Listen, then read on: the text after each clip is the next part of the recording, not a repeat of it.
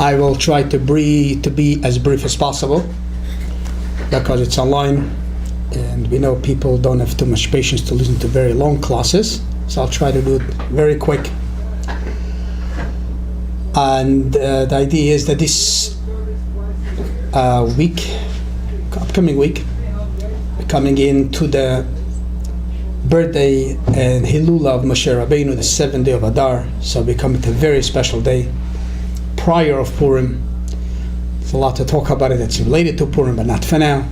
So it's a very special moment that this is the birthday of Moshe Rabbeinu, and we're coming to a beautiful parsha, the parsha of building the Mishkan, the tabernacle.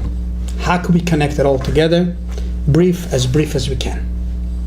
So Moshe Rabbeinu, that this is what we're going to be celebrating this week, 7th day of Adar, the birthday of Moshe Rabbeinu. What's Moshe Rabbeinu's specialty? As we know, he's the one that gave us, he brought from Hashem the 10 commandments. He brought from Hashem the Torah to us. And as we know, Moshe Rabbeinu, him and Torah is one thing. So when we talk about Moshe Rabbeinu, what are we talking about? Torah. Torah, this is what Moshe Rabbeinu gave us from Hashem.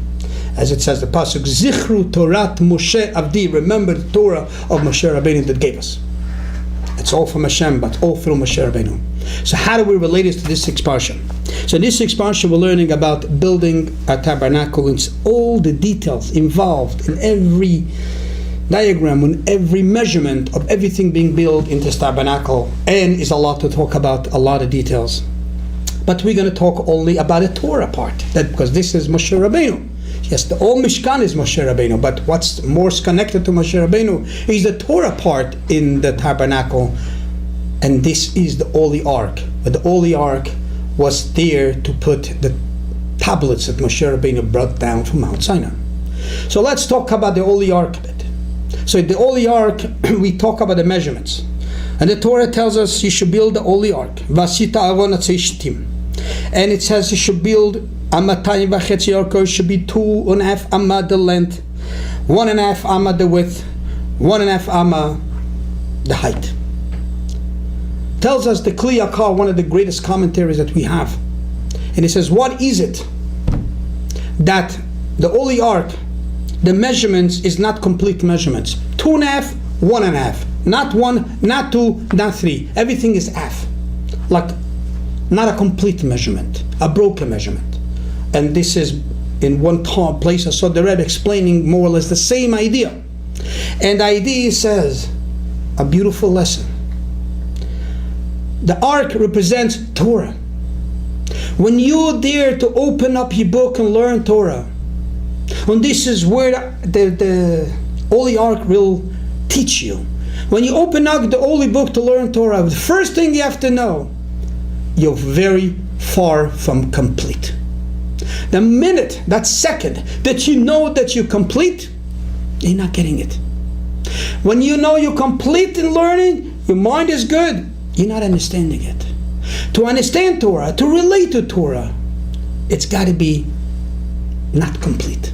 And this is what they explain us. This is why the measurements of the Holy Ark was made 1.5 or 2.5, to tell you, if you want to relate to the Ark, you want to relate to the tablets, you want to relate to the Torah, you know what the message is to you?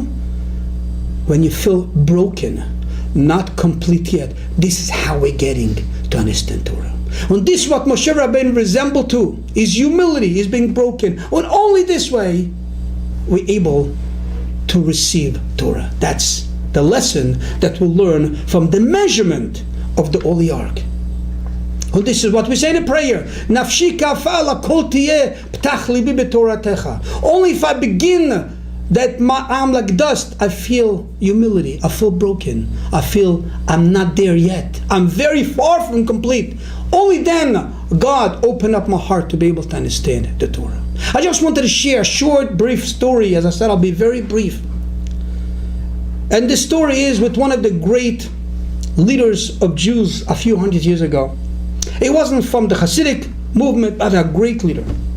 He became the rabbi of the great city of Frankfurt in Germany. As those years, Frankfurt was one of the greatest Jewish cities in the world. His name was Abish. And they called him Reb Abish Frankfurter, meaning to say that Reb Abish, the Rav of Frankfurt. But he wasn't just the Rav of Frankfurt. He became the law authority of the Jewish world in his times. It is a phenomenal story with him. It's a long story, but I'll do it as short as I can. And the story is that Reb Abish, while he was a child, he was born to a very royal family. Royal, I mean in Torah. His father was a great scholar. His brothers was great scholars. Every one of them heavyweights of Torah. But him himself, this Abish, or Rabbi, the holy tzaddik Abish, he was blocked mind. As they say in Yiddish, a grubbe cup. Nothing went into his mind. And self-understood, the family was very, I would say the least, embarrassed to have in them, by them, one of them, like completely illiterate in Torah. Never mind illiterate in Torah, he did not read a book. He was the opposite. When it came his time to grow up a bit, they had to put a face for him. So they found him a girl to get married. So by the wedding, and the tradition was there, a tradition that the Chatan, he reads in front of everybody the Birkat HaMazon. So they said at least that he should be able to do. At least that. They can. Usually the Chatan in those days would give discourse in Torah, Pilpulim, etc. Forget that. Just at least read the book a bit. So they trained them and trained them and trained them and trained them to say these few lines, Rabotai Nevarech. That's it, it's not much. At least that he should know. Not to be such embarrassment, humiliation to the family. He was a youngster. Those days, many got married very, very young in the teens. So it comes the big party, and then they give him the honor. The Chatan is going to say the... Comes bottom line, he has to say it. He forgot everything. He forgot everything. It was not much to remember, but even that he didn't remember. And it was such embarrassment for the family, for the people, for the guests. Imagine the Chatan doesn't know how to say a word. Doesn't know how to read. That was really, didn't go down well. Everybody went away. No, what can they do? Feel bad. But the family felt horrible. And one of his brothers came down to him after. Older brother. He was so upset. He said, we trained you. We taught you. At least that you couldn't do. You such embarrassment to our family. It like really went down on him bad. The kid felt so horrible. He ran out from the wedding, ran out from the family, ran out from the kala, ran out from everything. He just ran away. He ran away, he ran to a forest. That's a story. He sat down there on a rock and he started bitter crying, weeping, crying. And he was crying to Hashem. He said, Hashem, I don't understand. Why does this have to happen to me? If I was meant to be a grubbe cup, somebody that illiterate completely, okay, I would be good with that. But why put me in such a family of scholars? It's such an embarrassment for them. If you wanted to put me in this family, why didn't you open my mind? And if you wanted me to be illiterate, why shouldn't I be in an illiterate family? Why am I embarrassing myself, embarrassing them? And he was going down on himself and crying. He was so bitter. He said, Hashem, I can't this. I don't want this. Why? Why can't I have the merit also to learn Torah? But like this, the story goes, he was sitting and crying. Self-understood, his family was looking for him, but he was not there. He was crying and crying. And as he was crying, suddenly some person shows up to him. And he tells him, a kid, I heard you cry. I will teach you Torah. And we'll start right now. And he opened up the book to him. That fellow, whoever that was, some say was Eliyahu Navi, some say was a great scholar, I don't know. And he started teaching him. And guess what?